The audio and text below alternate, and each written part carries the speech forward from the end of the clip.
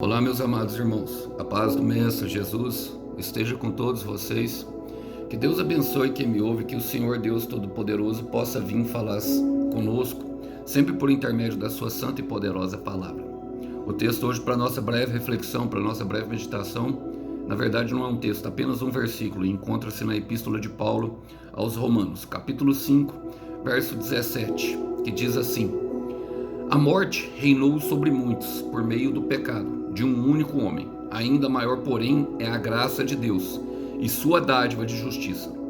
E todos a que recebem reinarão em vida por meio de um único homem, Jesus Cristo. Glória a Deus por essa palavra, por esse versículo, irmão. Poderoso e cheio de vida. Muita vida para nos fornecer através desse versículo. Muito amor, muita bondade, muita fidelidade vindo da parte do Senhor, que sabe das nossas deficiências, que sabe das nossas mazelas e quer nos conduzir a um relacionamento mais íntimo e mais próximo dele, porque ele sabe que tudo que nós precisamos está justamente nele. Ele é a fonte de tudo que nós precisamos. E eu quero contextualizar rapidamente. Paulo escreve a carta de Romanos justamente para mostrar que a salvação ela vem por meio da fé e não por meio das nossas obras. As obras falam daquilo que nós justamente tentamos fazer. Viver por aparência, viver tentando, maquiando ali o nosso pecado. Foi o que Adão fez no Jardim do Éden ao tecer roupas com as folhas das árvores, tentando aparentar, tentando esconder de Deus o que tinha feito. Muitas vezes agimos assim. E, na verdade, isso não pode ocorrer. O que deve ocorrer é justamente a nossa fé em Jesus Cristo e saber que Ele nos fez novo por meio da sua morte, por meio da obra que Ele fez na cruz. O falso ensino estava sendo disseminado dentro da igreja de Roma, visto que eles se ficavam de maneiras separadas, até divididos, devido ali à condição da igreja no primórdio. E a intenção de Paulo ali era unir por meio da fé do Senhor Jesus Cristo. Vamos lá? Vamos fazer as aplicações pertinentes para esse versículo, para aquilo que o Senhor quer nos mostrar no dia de hoje, falar conosco? Fala assim, ó: a morte reinou, é só o versículo 17 de Romanos 5. A morte reinou sobre muitos por meio do pecado. A morte reinou por meio de muitos, meu irmão, sobre muitos por meio do pecado. Na verdade, eu ouso dizer que ela reinou em quase todos, irmãos, quase todos. Só em Jesus Cristo que não, ele foi o único que não pecou. Romanos 3:23 diz que todos pecaram e estão destituídos da glória de Deus, e o que nós precisamos é alcançar essa glória. Mas o que Paulo está querendo dizer, meu irmão, que o pecado ele oferta governo e vitória. Eu quero repetir isso. O pecado, ele nos oferta.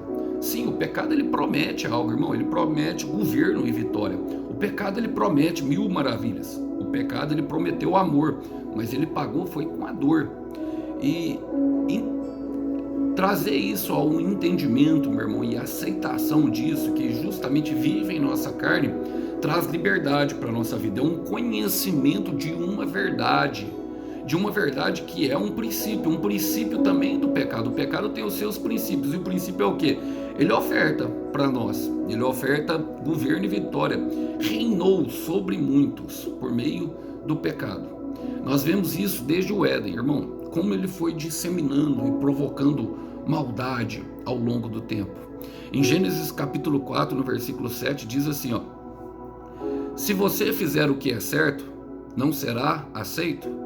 Mas se você agir mal e não obedecer, saiba que o pecado está à sua espera. Ele deseja destruí-lo, é um desejo, mas está na sua mão o poder de dominá-lo. Meu irmão, e aqui precisamos entender porque Deus concede para nós justamente a graça, o poder de dominá-lo. A intenção é que nós venhamos a dominá-lo e não ele dominar a nós. Mas ele nos oferta um governo justamente para assumir o controle das nossas ações. Aqui quem estava falando, Deus estava falando antes de Caim matar Abel. Justamente antes de matar Abel, Deus já tinha visto a intenção no coração dele de que o pecado geraria morte. Morte na família, morte na morte de uma geração, de uma descendência assim, a descendência de Abel, irmão, elas não existiu por causa da morte dele. Ele não chegou nem a casar, nem a gerar descendentes, tanto que quem veio depois foi Sete. Então o pecado ele tem esse poder. Ele nos oferta governo e vitória, mas olha o que ele fala, ó, por meio de muitos, reinou sobre muitos, por meio do pecado. O meio é o pecado. Então ele promete, irmão, governo e vitória, mas o que ele gera dentro de nós, irmãos, é derrota, tristeza e morte. Ele gera dentro de nós tristeza e morte. Consequentemente, pela inveja que Caim sentiu de Abel, ele matou o seu irmão, ele convidou o seu irmão a ir ao campo. Enquanto caminhavam junto, ele atacou o seu irmão e matou. É o que fala no versículo posterior. Mas eu quero dizer sobre um homem, quero falar sobre um homem e o arrependimento de um homem segundo o coração de Deus. No Salmo 51, Davi, depois de pecar com Betseba e insistentemente tentar esconder o seu pecado, maquiando e armando situações como, por exemplo, colocar Urias de frente à batalha para ele ser morto, porque Betseba já tinha engravidado dele e ele não queria escandalizar a nação. Ele escreveu esse salmo, e eu creio justamente que foi isso que aconteceu dentro do coração dele. Começou a gerar destruição, irmão. Começou a gerar a tristeza, começou a gerar a dor, começou a gerar a morte. Aquele homem sentiu uma angústia profunda. Tenho convicção, porque ele escreveu esses versículos. Eu quero ler com vocês o versículo 3, 4, 8 e 12. Diz assim, ó: reconheço que pequei. O meu pecado me persegue dia e noite. Versículo 3. Versículo 4. Pequei contra o Senhor e somente contra o Senhor. Eu sei que o Senhor condena o mal que cometi e tem toda razão em me castigar. O seu julgamento é perfeitamente justo. Davi reconheceu que o que ele estava sofrendo, a colheita do seu pecado, a colheita do seu pecado gerou justamente nele aquilo que deve gerar, irmão. Um arrependimento justo e sincero, um reconhecimento de que nós somos falhos. É isso que o Senhor tem. Olha, agora nós percebemos a tristeza dele nos versículos que eu vou ler. Versículo 8 fala assim, ó: faz-me ouvir de novo os sons de alegria e de felicidade. Quantas pessoas têm vivido, meu irmão, no limbo da morte e não têm alegria nenhuma de viver? Quantas pessoas têm vivido pelas consequências dos seus atos e não conseguem mais enxergar um futuro de alegria e felicidade? Quantas pessoas têm vivido justamente a vergonha dos seus pecados e vividas escondidas, porque tentando maquiar, e por causa disso têm se sentido tristes, deprimidas. A depressão e a amargura têm tomado conta do coração. Olha, ele fala: os ossos que o Senhor esmagou se alegrarão novamente. Você percebe que era na estrutura, os ossos fala da nossa estrutura. O Senhor mexeu na estrutura de Davi justamente para que ele viesse a se arrepender. Ele estava falando que a estrutura que foi esmagada pelo Senhor se alegraria novamente. Mas olha o versículo 12, eu gosto. Ele fala: dê-me de novo a alegria da sua salvação e conserve-me em mim um espírito desejoso de obedecer. Em outras versões fala um espírito estável, um espírito constante. Porque a alegria, irmão, ela só pode vir por meio da salvação que somente Deus gera. Somente o Senhor. Somente o Senhor pode, irmão. E Davi passou por esse limbo, ele justamente quando ele não quis ir à guerra, ele olhou Betseba, desejou a mulher do seu próximo e pecou contra o Senhor. E agora nós percebemos, irmão, que o homem segundo o coração de Deus era um homem arrependido, era um homem que não gostaria de viver em pecado, entregando, mesmo que diante, sabe, do Senhor ali, confessando todas as suas falhas, confessando todas as suas maldades e tudo aquilo que ele fez, para que o coração dele tornasse a ser limpo novamente. E Paulo relata bastante isso, porque ele fala que a morte reinou sobre muitos por meio do pecado. Mas ele fala, e eu gosto dessa expressão que eu quero chegar no final, de um único homem. A morte, ela veio de um único homem, e aqui eu quero chegar, irmão, porque todos esses homens, todas essas pessoas, todas essas situações que eu vim referindo, ela veio de um único homem. Qual que ele está falando? De Adão, que deu ouvido à sua mulher. Agora, entender isso não é para que nós venhamos a gerar em nós ódio de Adão. Não, não é isso a intenção da pregação, não é essa aqui o que Paulo está falando. O que Paulo está falando é que uma gota de mentira que veio por meio da serpente, um rio de maldade.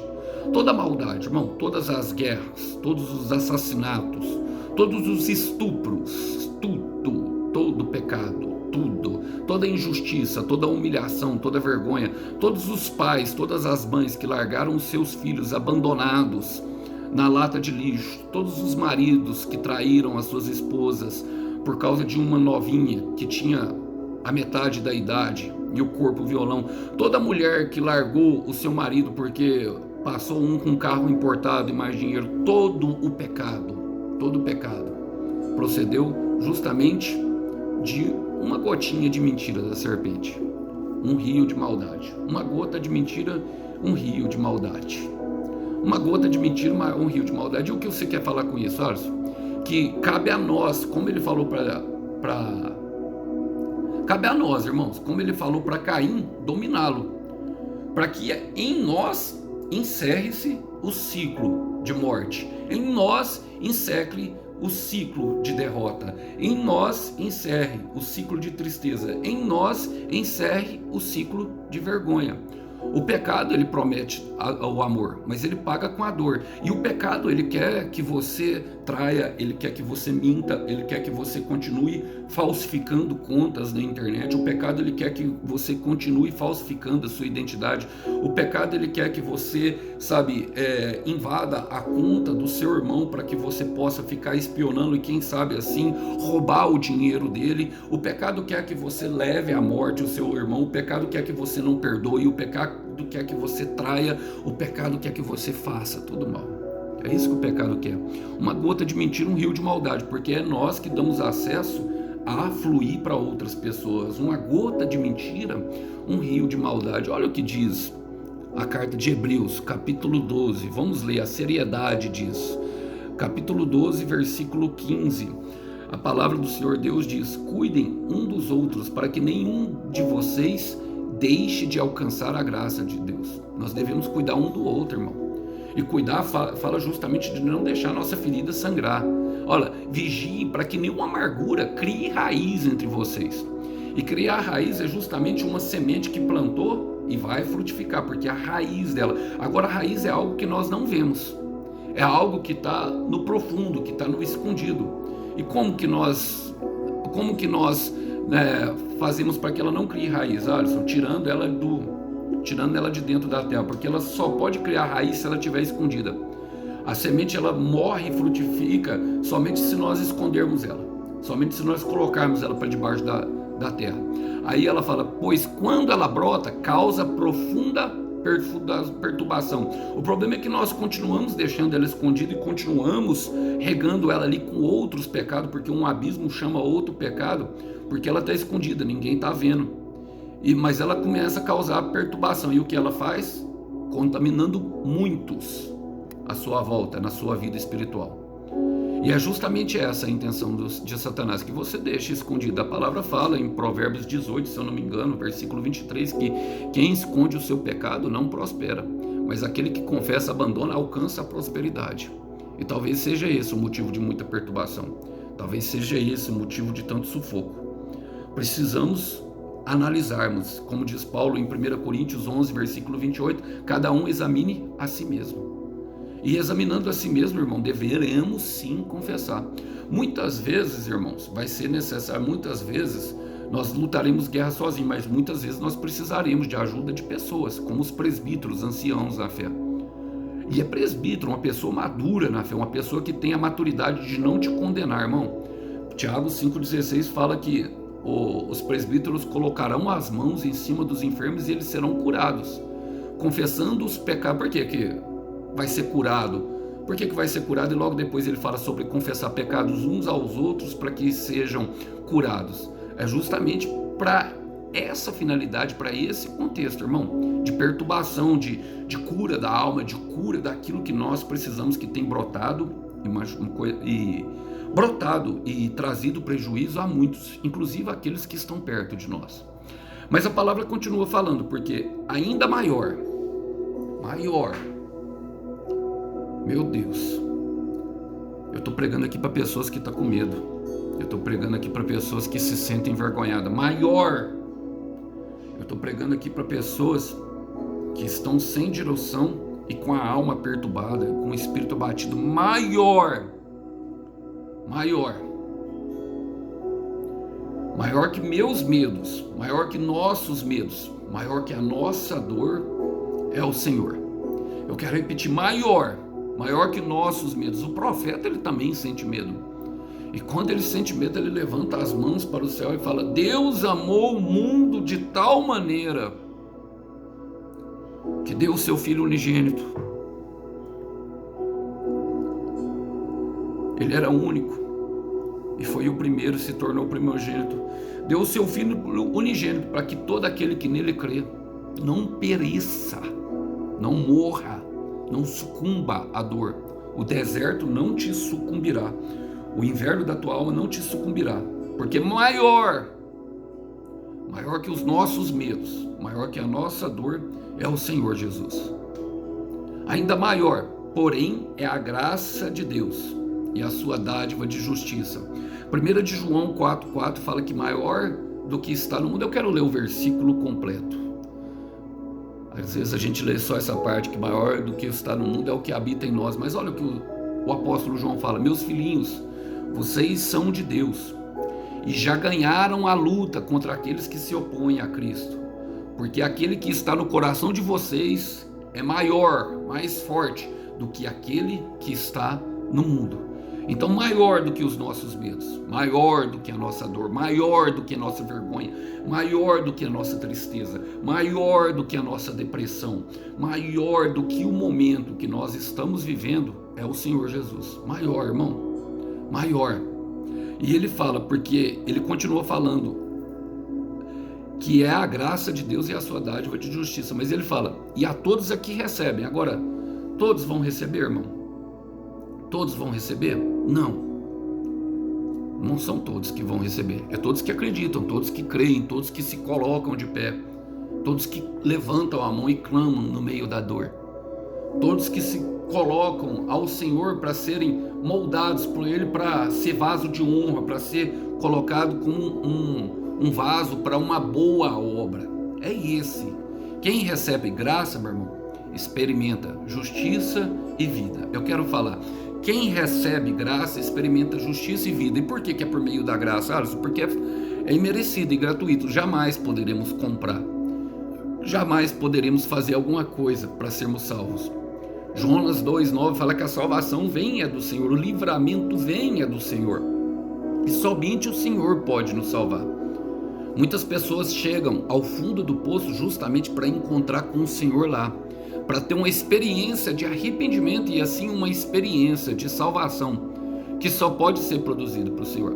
A nossa salvação não está em outra pessoa, a nossa salvação não está na igreja, a nossa salvação não está no nosso pai, na nossa mãe. Não está, irmão, não está em qualquer conceito humano ou qualquer sabedoria humana, não está num livro de autoajuda, não está no pastor famosinho do YouTube ou no pastor que tem uma grande igreja, não está. A nossa recebe graça, meu irmão, quem experimenta a justiça e vida que procede do Senhor, Olha, quero ler com vocês Efésios capítulo 2, isso tem tudo um propósito de tudo isso, ó. Efésios capítulo 2, versículo 8 e 9 diz o seguinte: pois é pela graça que vocês são salvos, mediante a fé em Cristo. Isso não vem de vocês mesmos, mas é uma dádiva de Deus, um presente. E tudo que é presente nós devemos receber de bom grado. Diga aí, meu irmão, hoje, diga aí, minha irmã, Deus me ama. E eu estou passando pelo processo para ser completamente livre e leve. Ele fala: a salvação não é uma recompensa pelo que fizemos, portanto nenhum de nós tem mérito disso. Justamente para que nós não venhamos a nos gabar, a querer dominar um sobre o outro, a querer exercer domínio. É por isso, para que não nos gloriemos, para que nós não venhamos a falar que temos mérito nisso. Então, só recebe graça, meu irmão, quem recebe graça experimenta justiça e vinda do Senhor. E ele continua, terminando, e aqui eu quero falar, por meio de um único homem, Jesus Cristo. E ele cita a figura de Jesus Cristo como um homem, não como Deus. Ele é 100% homem, mas ele é 100% Deus. Por quê, meu irmão? Porque uma gota de bondade e uma gota de verdade, um rio de vida. Uma gota de bondade, uma gota de verdade, um rio inteiro de vida fluindo através de nós. Da mesma maneira, e não tem como fugir disso, irmão, da mesma maneira que deixamos a nossa ferida sangrar sobre os outros, devemos deixar a ação purificadora de Deus, aquilo que Ele tem feito em nós, contagiar a muitos também. Porque Deus sabe que através de nós, Ele faz em nós e através de nós. É em nós e através de nós. Porque uma gota de bondade, um rio de vida, por meio de um único homem, por meio de Jesus Cristo. João capítulo 7, versículo 38, fala que como as Escrituras declaram, fala que quem crê nele fluirá rios de água viva. Mas eu quero ler com vocês para terminar, meu irmão. Porque aquela mulher que estava no tanque de Samaria, que encontrou ele ali no tanque de Jacó, a primeira promessa que ele fez para ele em João capítulo 4, no versículo 14, presta atenção nesse versículo, diz assim: mas quem beber da água que eu dou, nunca mais terá sede, nunca mais. Nunca mais terá sede, nunca mais, sem sede, sem fome, sem vontade de pecar, sem sede, sem vontade, só com vontade de proclamar o nome. É pregando Jesus que eu sigo, é pregando Jesus que eu sigo, porque a água que eu dou se tornará dentro de todos uma fonte para jorrar para a vida eterna. Em outras versões, jorrará fonte de água viva, jorrará a fonte de água viva, vai jorrar, meu irmão, vai jorrar a verdade, vai jorrar. Aonde houve traição, haverá reconciliação e aproximação. Aonde houve traição, haverá lealdade. Aonde houve morte, haverá vida. Aonde houve, meu irmão, desentendimento, haverá entendimento. Aonde houve separação, haverá reconciliação. Aonde houve ofensa, haverá perdão. Aonde houve injustiça, haverá justiça. Aonde houve humilhação, haverá exaltação. Aonde houve cinzas, haverá vestes de louvor. Aonde houve tristeza, haverá alegria. Aonde houve dor, haverá sim agora uma vontade de viver imensurável que vem desse rio de água viva. Então permaneça firme no processo, irmão. Permaneça firme. Não sucumba aos encantos de voltar à velha vida. Aceite gratuitamente essa graça de Deus. É o amor. E nós precisamos colocar num estado passivo, de não querer fazer como Adão, produzir aparentemente aquilo que nós precisamos. Nós não precisamos de folhas de árvore, o que nós precisamos é da pele do cordeiro. Que Deus abençoe vocês, que vocês possam ficar com essa breve mensagem. A paz do Senhor Jesus esteja com todos. Até uma próxima. Tchau, tchau.